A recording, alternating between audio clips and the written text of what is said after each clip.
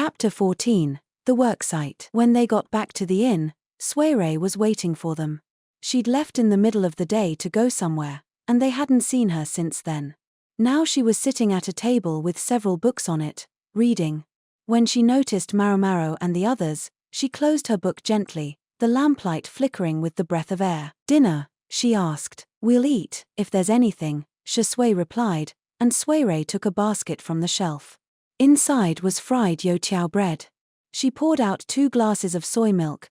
The fact that she put one of them in front of Maomao seemed to mean it was acceptable for her to eat.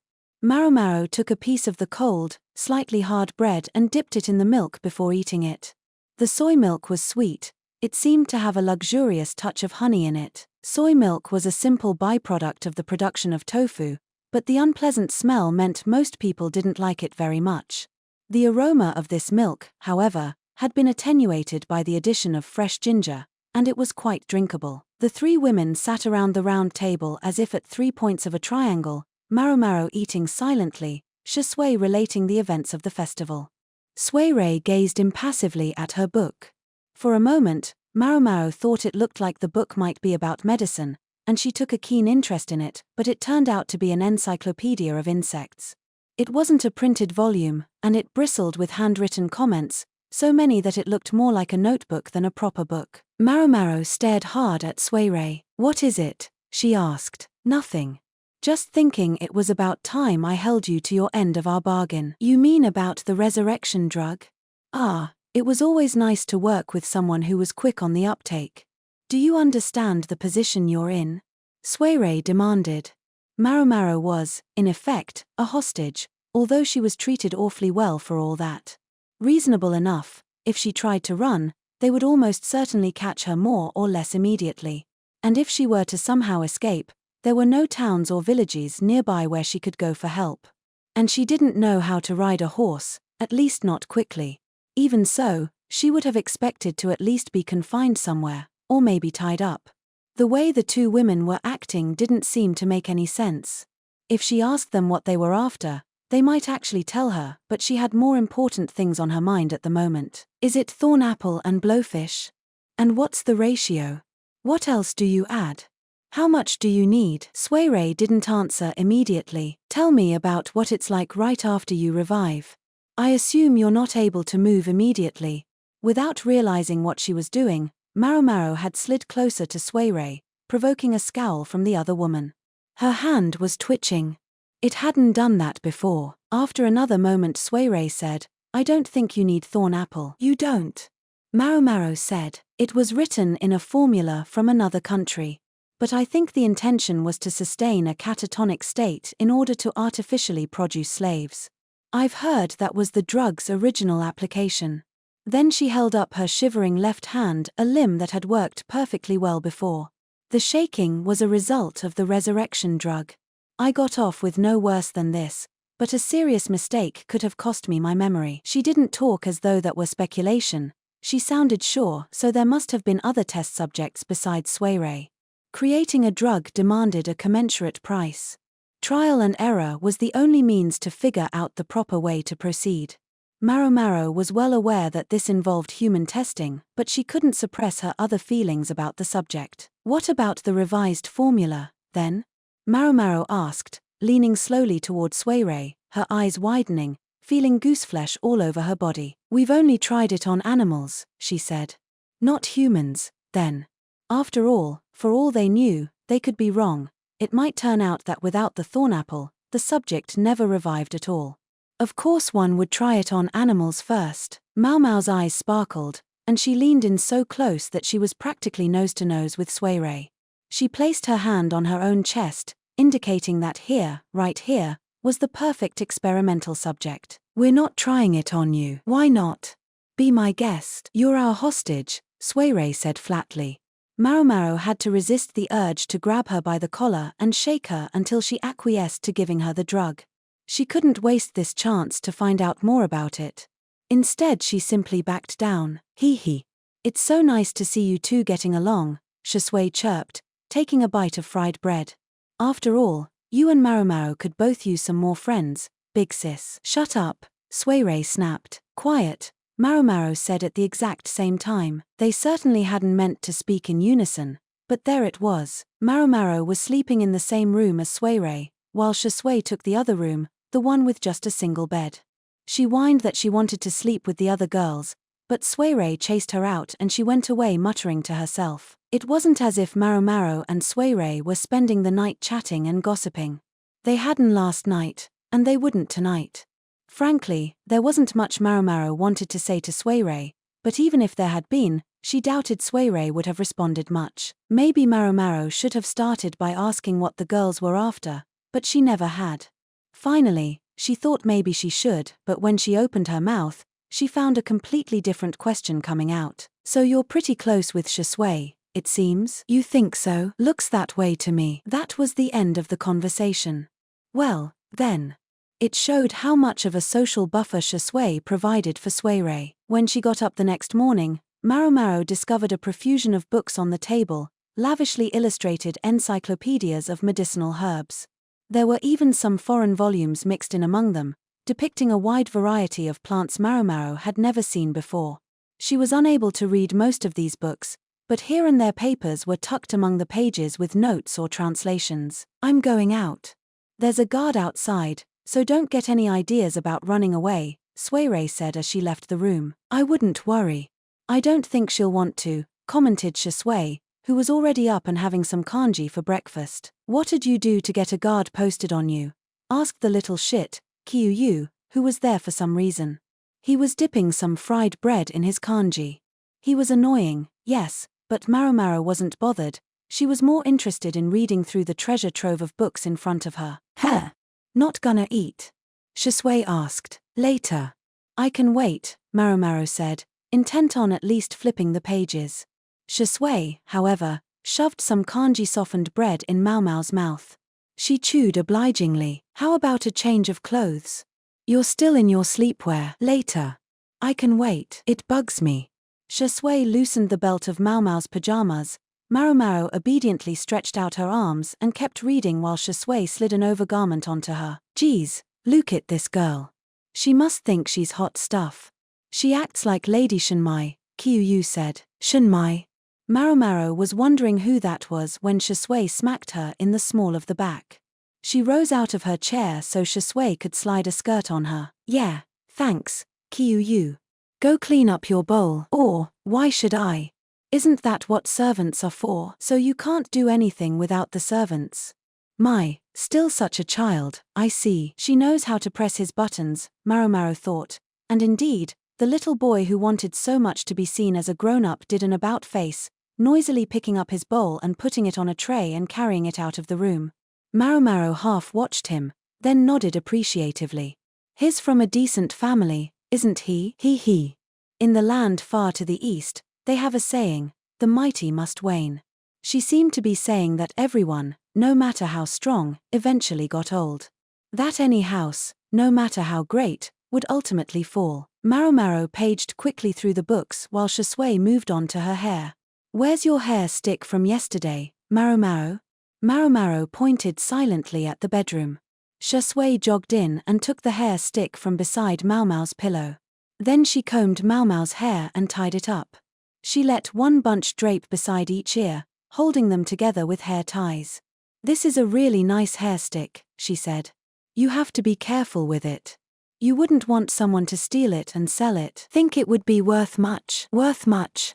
Shui flourished the hair stick in front of Maomao's face. Whoever made this was a very talented craftsperson. There aren't many of them in the capital.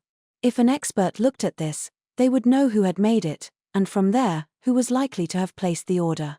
Just look at the care they put into the design they carved in it, all the little details you won't even see. Maomao remembered once when a courtesan had sold off an accessory a customer had given her as a gift, only to have the same customer buy it from the pawnshop and give it to her again as a present.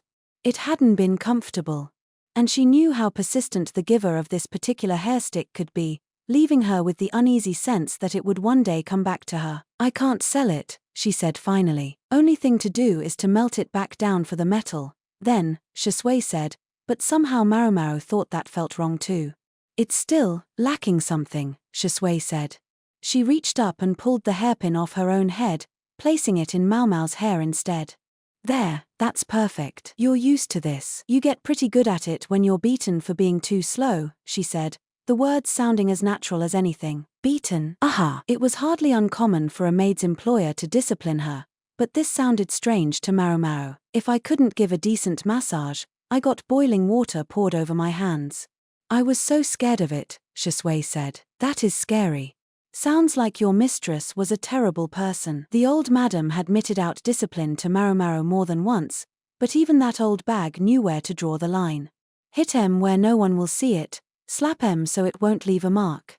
Sure, she was probably thinking at least in part of making sure she didn't lower the value of her merchandise, but it was still a kind of mercy. Heh. That was my mother, Shisui said, laughing. Hope I never meet her, Maomao said, wondering what kind of mother would treat her daughter that way. No. I guess some are worse, she thought, looking at the disfigured pinky finger on her left hand. I get that. And that's why you have to be sure to just do what you're asked, Maomao. Shisui began putting away her comb. I'll be going out today, she added. Then she left the room. It had been perhaps 6 hours. When Maomao got hungry, food was brought to her from the inn's kitchen. And there were so many books to read. The only thing she really had to frown about was that when she used the bathroom, her guard, a man, had to accompany her. When she had gone through the books from cover to cover and learned all that was in them, Maomao gave a big yawn. She was sore from sitting so long. She poked her head out the window to get some fresh air. Her room was on the 3rd floor of the inn, the uppermost story, and as there were no taller buildings around, it provided a spectacular view. She could see steam drifting up from hot springs here and there. No, she couldn't peep down on anyone from her elevated vantage point. The baths were suitably covered, but even so, she could see most of the village. Beyond the palisade, a river flowed among rice paddies, and she could see the forest surrounding it all. The harvest was mostly over, the paddies bereft of their crop, which was now hanging out to dry.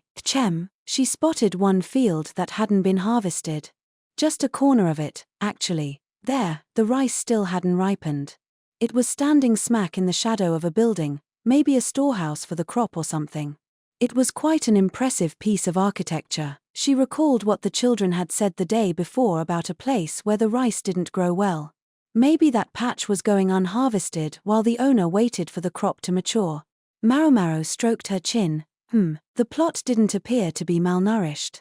And it was strange, the leftover part of the crop occupied a perfect square, tucked just within the shadow of the building. Could it be? She leaned out, staring intently at the patch of rice, when there was a huge crash. Maomao almost tumbled out the window in her surprise. She managed to grab hold of the window frame, though, and then took a second to steady her breathing. What are you doing? It was the little shit. He'd come into the room, throwing the door open as hard as he could. Maomao marched over, stopped in front of Qiuyu, and, without another word, gave him a noogie. Oh, that hurt. What's wrong with you? You should learn to enter a room more quietly. True, she'd struck him partly out of sheer spite, but it was his fault too. Maybe if he could have watched his mouth. When she finally let him go, Qiuyu looked at her reproachfully. All right, you. Where's my big sis? Not a clue. Shisui hadn't told Maomao where she was going. You should have asked her. Maomao wasn't sure Shisui would have answered. Anyway, the field was of more interest to her at the moment. Why'd you keep looking outside? Do you have any idea what that building is? Is it a storehouse? Maomao pointed to the structure on the edge of the village. It was the biggest of several around it. Or, that's the chief's storehouse. I guess all the fields around there belong to him. So I was right. Aha. But they don't use it much, Qiuyu said, opening his mouth with its ridiculous gap in his front teeth. We've got these other storehouses with high floors, to keep the rats out, and that's where they put everything. That building over there, I don't think they're even using it right now. But it's still there. Yeah, 'cause the chief's a skinflint. He won't even pay to have it knocked down. Maomao's response was a heartfelt, her. She stepped away from the window and began to page frantically through the book she had just finished. I'm sure it said. She found one of the pages with a piece of notepaper stuck to it and swallowed heavily. No doubt Shisui and Suirei had assumed that having so many books to read would keep Maomao quiet, but they had failed to reckon with the nature of her curiosity. It was an emotional force that bubbled up from within her, filling her entire body. She found it almost unbearable to be just sitting in this room reading. Hey, what's going on? You look scary, Qiuyu said. No. Damn. Her personal quirks were showing themselves again, and when she got like this, she couldn't stop them, even if she knew intellectually that she should. Even if they were about to cause her to do something impossibly foolish. But if she had been any other way, she wouldn't have been Maomao. What, you want to go there? Qiuyu asked. Yes, but there was a guard outside. And she couldn't get out the window, they were 3 stories up. Actually, getting out wasn't impossible. She could use sheets to make an improvised ladder, or even work her way down clinging to the wall if she really wanted to. But it would have been much too obvious. The window faced the street, and she would have been noticed and recaptured immediately. Can I get there? She asked, not really expecting much. Qiuyu smirked at her. It's not impossible. Tell me how. Maomao's eyes were round. Qiuyu, evidently pleased by this reaction, trotted over to the adjacent room, the one Shisui slept in. Come on, help me, he commanded. Maomao wondered what she was helping with. It turned out to be pushing a chest of drawers. She pushed, not entirely sure why, but then with a heavy scrape the chest began to move, revealing a door behind it. This actually goes to the room next door, he said. That one's mine. Placing a large chest of drawers was certainly one way to divide off the rooms in whatever manner was desired. And there isn't another chest on the other side of the door. It's fine. I moved it already. I thought maybe I could give Sis a good fright, but this thing was in the way. Then Qiuyu opened the door. It wasn't even locked. It must have been assumed that no one would actually bother to move the chests on both sides of it. Qiu's space was laid out the same way as the sleeping chambers Maomao and the women occupied. The bed was covered with a mess of paper and brushes. She was reminded of a thought she'd had when they were painting the masks, that in spite of appearances, the brat was quite the little artist. Come on, this way, Qiuyu said, but he wasn't pointing at the exit. The bedroom looked the same as in Maomao's space, but the living room was a little different. Unlike the decorative window in her room, this one had a big door that led onto a balcony. The balcony ran past the next room over, and the room beyond that. There were dividers, but they were just decorative bars that it would be easy to slip past. Go as far as you can, and you'll see the roof of a covered walkway that leads to a separate building. Jump down and you can get away, no problem. The separate building was behind the inn, so she would probably escape notice as long as she was careful. You really know your way around. Heh. I'm the only one who doesn't have any studying to do. In other words, he'd been sneaking out of here every day. The brat seemed awfully knowledgeable about this town for someone living in a traveler's lodge. He must have been here quite a while. At bath resorts, it wasn't uncommon for people to stay for long stretches as they sought to cure an illness. Qiuyu, though, didn't appear weakened by any kind of condition. Maomao, not particularly interested in pursuing the subject anyway, slipped through the bars, grateful that she was such a twig. Qiuyu followed her.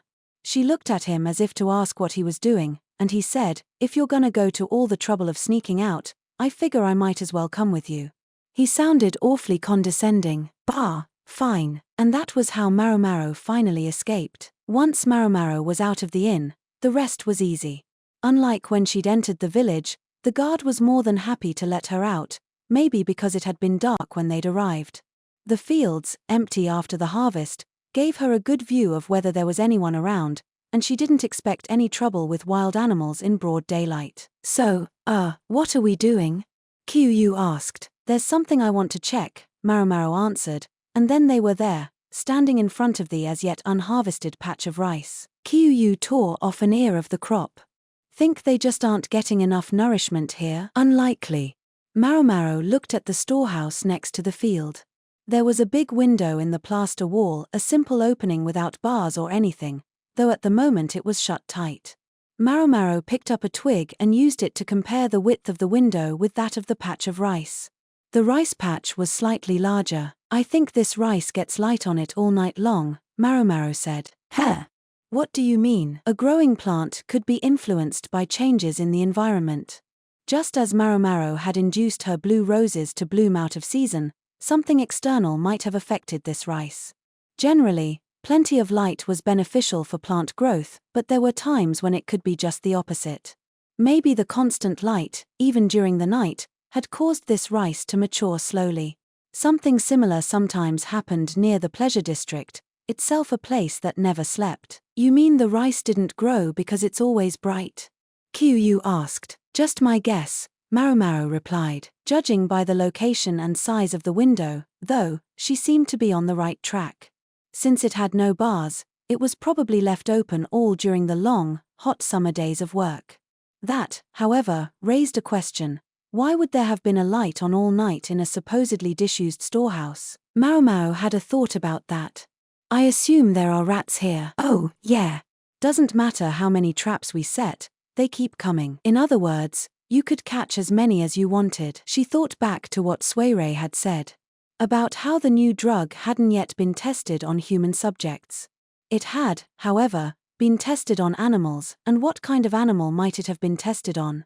Something small and easily caught, perhaps.